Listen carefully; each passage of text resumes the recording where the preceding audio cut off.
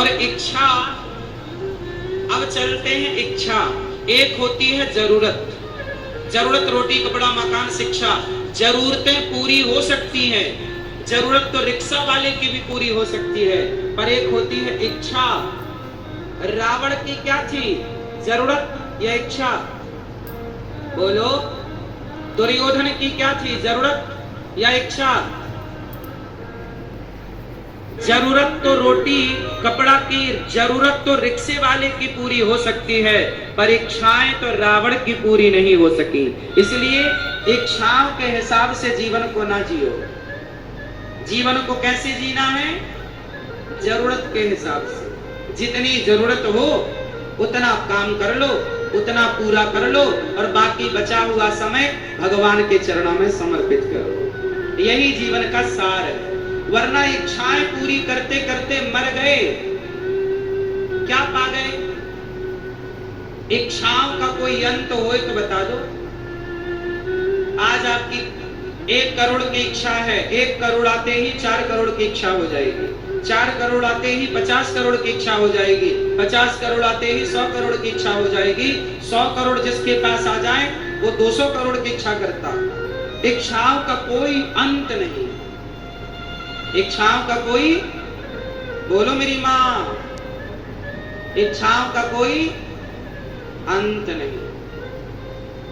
इसलिए कहता हूं, इच्छाओं के हिसाब से ना जिया करो, जरूरतों के हिसाब से जिया करो।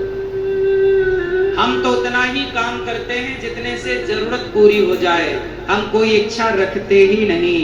परेशान है वो लोग जिनकी इच्छाएं हैं, खुश है वो लोग जिनकी जरूरतें हैं। जरूरतें पूरी होने की संभावना है, पर इच्छाओं की पूर्ति होने की संभावनाएं, किसी की पूरी हुई इच्छाएं? बोलो। रावण की इच्छा पूरी हुई, दशरथ जी की इच्छा पूरी हुई, कंस की इच्छा पूरी हुई, आपके बाप दादों की इच्छा पूरी हुई? नहीं। इसलिए इच्छाओं को करो कम। इच्छाएं तो ऑलरेडी समाप्त कर देने लायक। तो आप लोग किसके हिसाब से जीवन जियोगे? बोलो। जरूरत के हिसाब से। क्यों मैया, आपकी जरूरत क्या है? बोलो। प्रहलाद जी की कोई इच्छा थी ही नहीं। प्रहलाद जी कैसे हैं? निष्काम। तो पहले धर्म कमाओ, धर्म से अर्थ, अर्थ से कामनाओं की पूर्ति करो, और जिस दिन कामनाओं की पूर्ति हो गई उस दिन आपका मोक्ष होना तय है। यही मोक्ष है, कोई कामना नहीं बची ना। व्यक्ति कैसा हो गया? निष्काम। भगवान कैसे मिलते हैं? जब भक्त निष्काम हो जाता है। कैसे मिलते हैं? जब भक्त निष्काम, निष्कपट, निष्कलंक, कोई कामना ना हो, तब जाकर के भगवान की प्राप्ति हो जाती। प्रहलाद जी पढ़कर आए, हिरण्यकश्यपु ने पूछा क्या पढ़कर आए हो? बोले हमने 9 बातें पढ़ी हैं, बढ़िया बढ़िया। प्रहलाद जी ने क्या पढ़ा? प्रथम भगति संतन कर संगा, दूसर रति मम कथा प्रसंगा, गुरुपद पंकज सेवा, तीसरे भगति अमान। प्रहलाद जी ने कहा पिताजी मैंने नवधा भक्ति पढ़ी। भक्ति कितने प्रकार की होती है? क्यों मैया, भक्ति कितने प्रकार की होती है? 9।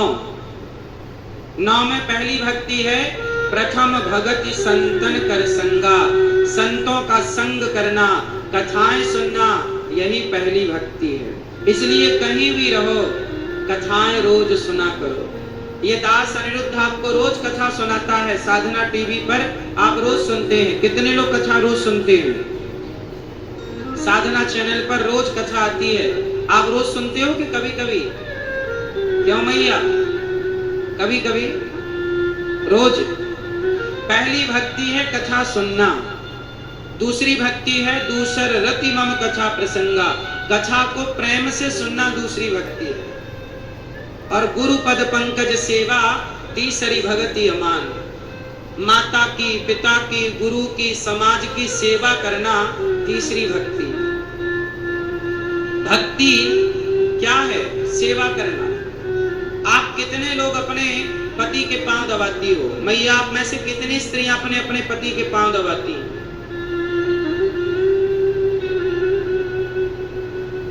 मैया, आप नहीं दबाती हो पांव अपने पति के? क्या